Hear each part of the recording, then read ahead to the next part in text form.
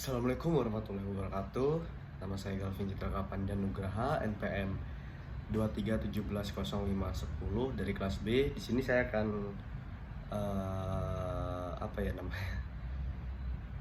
membahas materi yang dimana saya waktu itu tidak masuk di tanggal 21 Februari 2024 terkait materi feasibility analysis. Berikut sedikit pembahasan dari saya terkait materi tersebut. Pengertian feasibility analysis. Feasibility analysis atau analisis kelayakan adalah proses evaluasi menyeluruh untuk menentukan kepraktisan, keuntungan, dan tingkat risiko dari suatu proyek atau investasi. Ini melibatkan penilaian semua aspek yang relevan sebelum mengambil keputusan. Tujuan analisis kelayakan. 1. Ukur kelayakan, itu mengukur potensi kesuksesan dan dampak perubahan. Kedua, ada melakukan evaluasi secara objektif atas proyek atau inisiatif bisnis.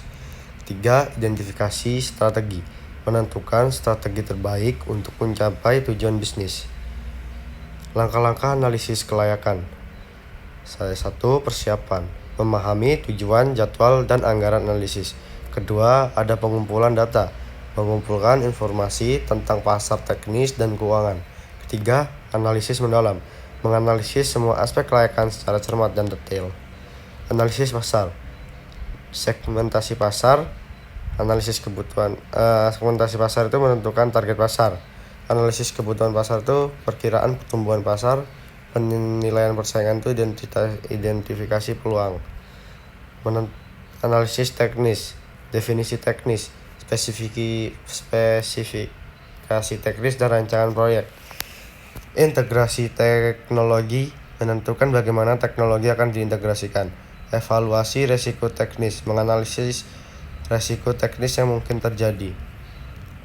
Analisis keuangan, proyeksi pendapatan dan biaya, membuat proyeksi perolehan dan pengeluaran di masa depan. Kedua, ada analisis investasi, itu melakukan perhitungan ulang modal dan estimasi pengembalian.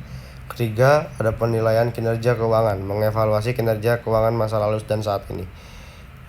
Analisis resiko. 1. Identifikasi resiko, menentukan berbagai resiko yang mungkin muncul. Kedua, ada penilaian dampak, mengukur dampak dari setiap resiko yang teridentifikasi, mengurangi dampak resiko.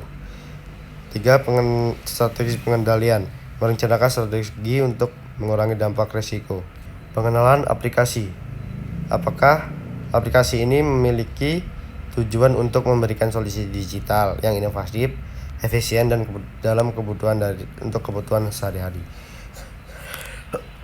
Tujuan analisis kelayakan. Kelayakan finansial, menganalisis apakah proyek ini akan memberikan keuntungan finansial dalam jangka panjang. Kedua, itu ada kelayakan teknis, menilai apakah aplikasi ini dapat diimplementasikan secara teknis dan dengan efisien.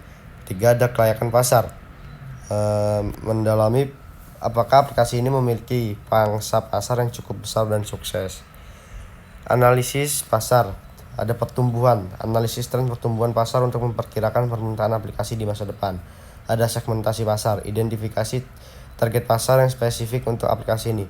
Ada pesaing, menilai persaingan yang ada di pasar terhadap aplikasi sejenis. Analisis teknis, arsitektur sistem, menganalisis struktur teknis dan arsitektur aplikasi.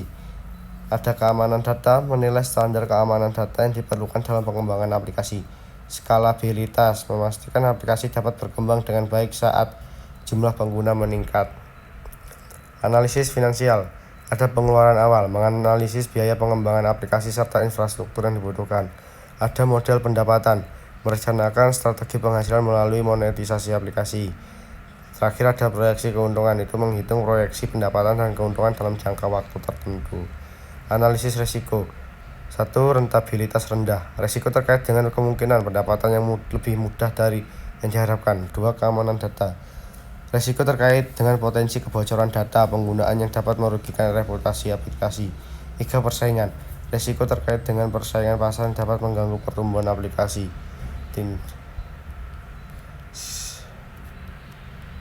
Sekian dari saya, presentasi dari saya. Saya ucapkan terima kasih. Wassalamualaikum warahmatullahi wabarakatuh.